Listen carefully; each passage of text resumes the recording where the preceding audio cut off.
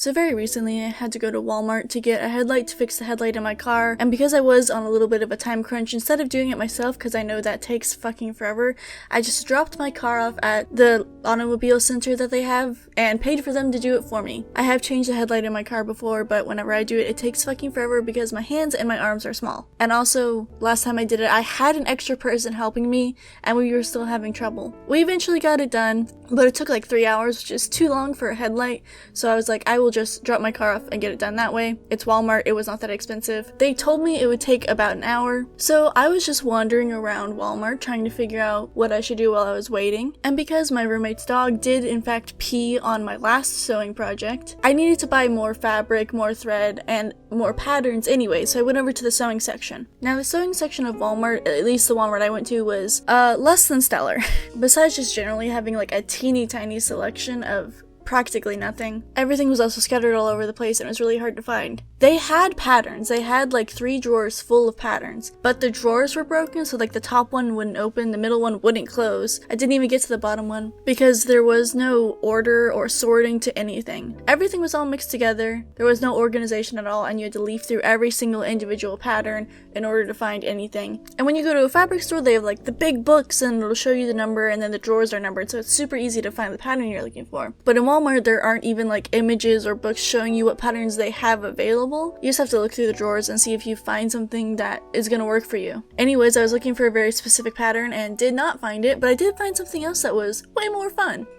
I found the pattern for a stuffed dragon. Now, I've never made a stuffed animal before, so I figured this would be something fun I could do. It would be a pretty big shift from the sewing that I normally do. I normally use just cotton fabric, just making like dresses and shirts and pants and stuff. So I read the list of materials and looked around Walmart for them. They did not exist at Walmart, so I did have to go to an actual sewing store. But from there, I got my materials. I got a bunch of different colors of fleece that were on sale. The one for this particular dragon I'm going to use is black and purple, but I have some other colors for other dragons. Also, the button eyes I got are technically a little bit small, but I got ones that like shift in the light to look super fancy. And then also I got the stuffing that goes inside. Again, I've never worked with stuffing, so I didn't know exactly how much I needed, so I just got like a medium-sized bag. But then it was just time to start my dragon. So when cutting out the pattern, I had to sort between things that were like accents and things that were just like the main body, so I knew what to cut out purple and what to cut out as black. The amount of fabric that the pattern called for was way less than I actually ended up using, which to me seems kind of weird. Normally, like, it's fairly accurate, or I feel like I'm almost short on fabric, but that might just be a me problem. But after getting all my parts cut out, it was time to sew. Now, the thing I hate the most about sewing clothes is sewing small things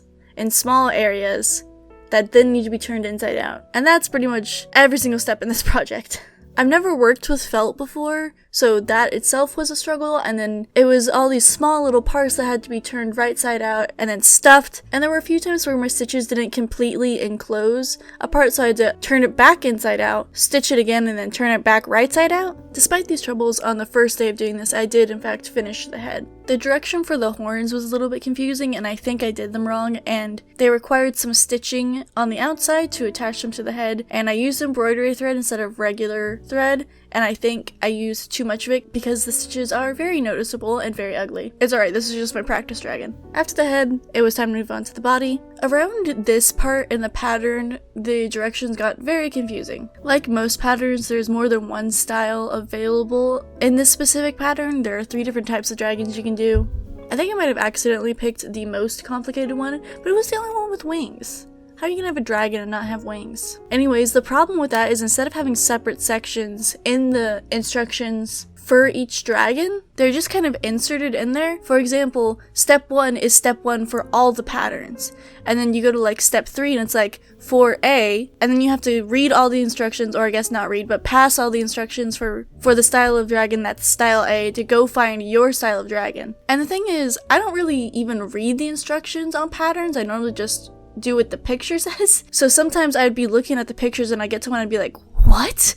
How?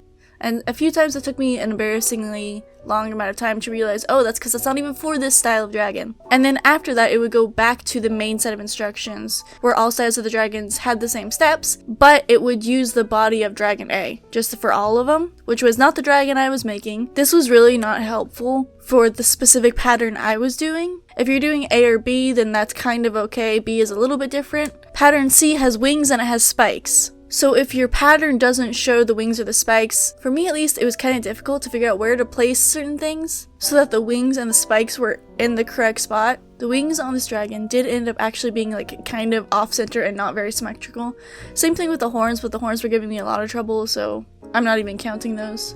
Because I was using black fabric and because I was using fleece, I usually use like a white crayon or a white pencil to mark things out if I need to mark anything out, but it just was not showing up on this material at all. I tried a silver Sharpie and that was the best I could do, but because so many things were being turned inside and outside, a lot of the times the marks ended up actually being on the inside of what I was doing, so I couldn't see them anyway.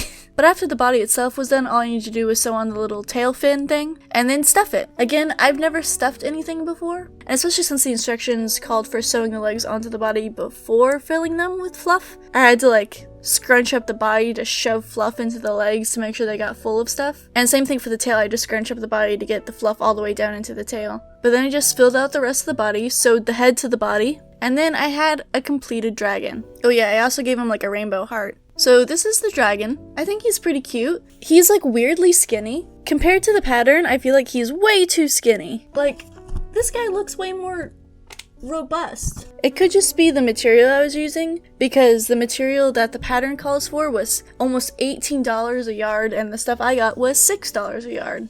Like I said, the wings are a little bit uneven and some of the spikes are coming up because, like I said, my stitching was not the best on some of these. Stitching around these kinds of seams, again, not the best. The horns are fairly terrible. And here are my lovely eyes that move in the light.